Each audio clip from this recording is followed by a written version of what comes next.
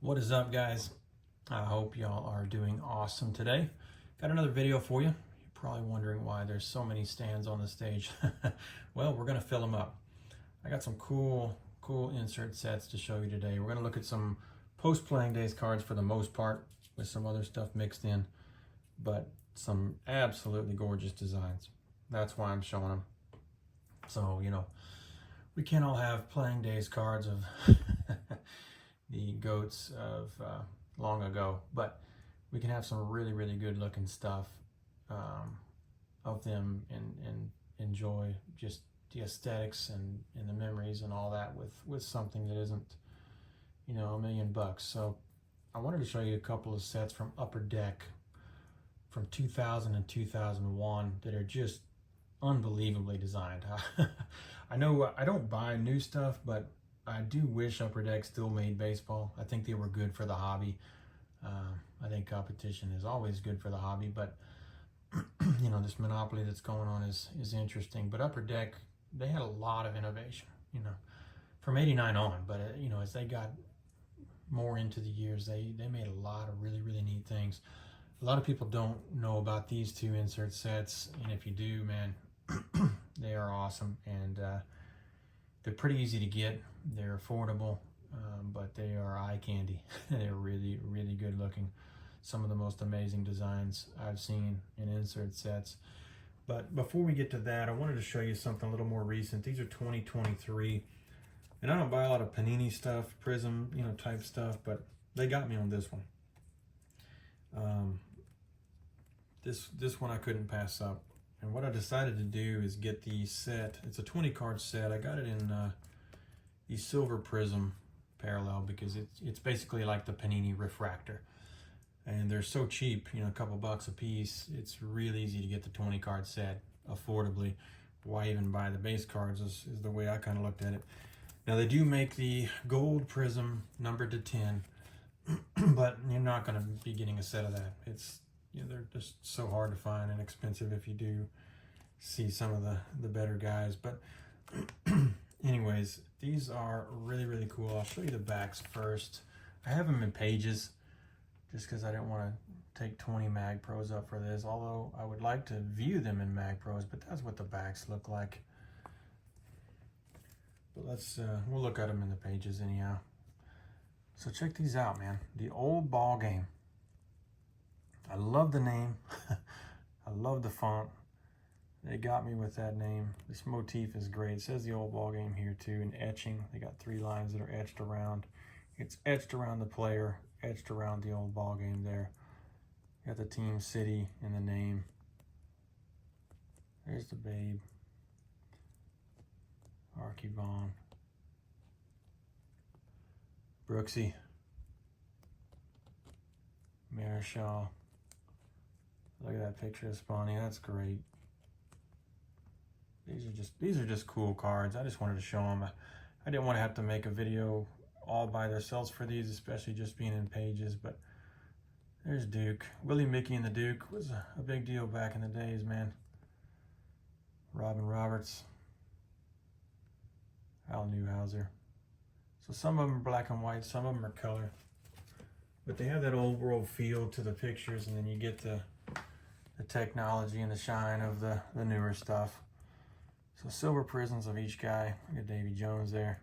Not the locker, not the monkey. Davy Jones, the baseball player. That looks like a T206 portrait. I love that. There's Willie. Rest in peace, man. Just super cool cards. Had to share them. Goose Goslin. Bobby Doerr. Frank Home Run Baker. Hack Wilson. 191 RBIs in a season. He was the man. Early win. Amazing picture.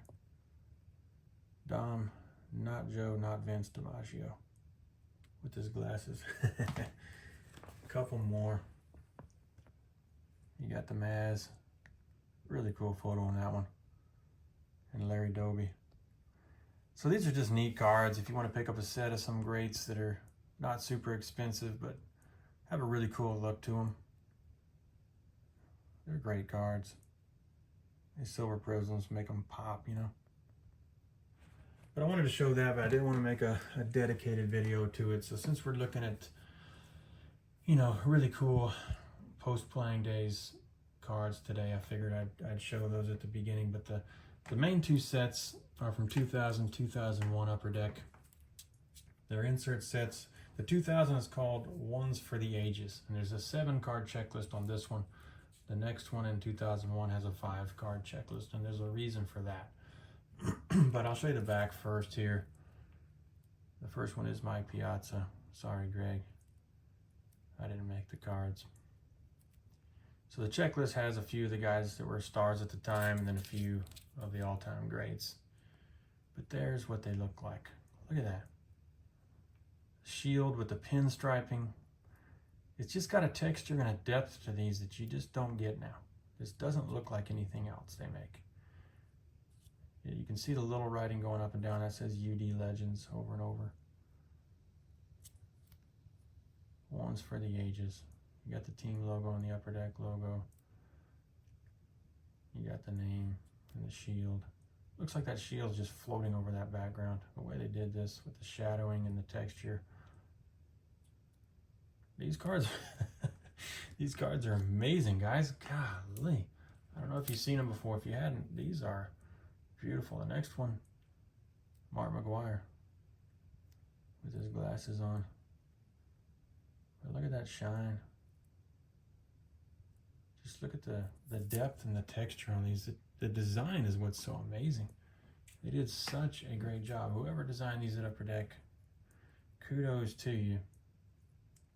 There's A-Rod. Look, when I turn it around where the shine goes, it's just, these don't look like anything else. Really wish Upper Deck was making baseball cards still today, even though I don't buy the new stuff, but they had some great innovation, and competition is always good for the collector. So the next one, let's see here. My man, let's go with my man, Ripken. He was getting ready to retire that next year. He's looking super cool there. What a great looking card. These things are gorgeous. How about Jackie? Man, look at that. Just really, really love the design of these cards. As far as post-playing days cards go, I don't know if they get too much cooler than this. Of course, you gotta have Ty Cobb.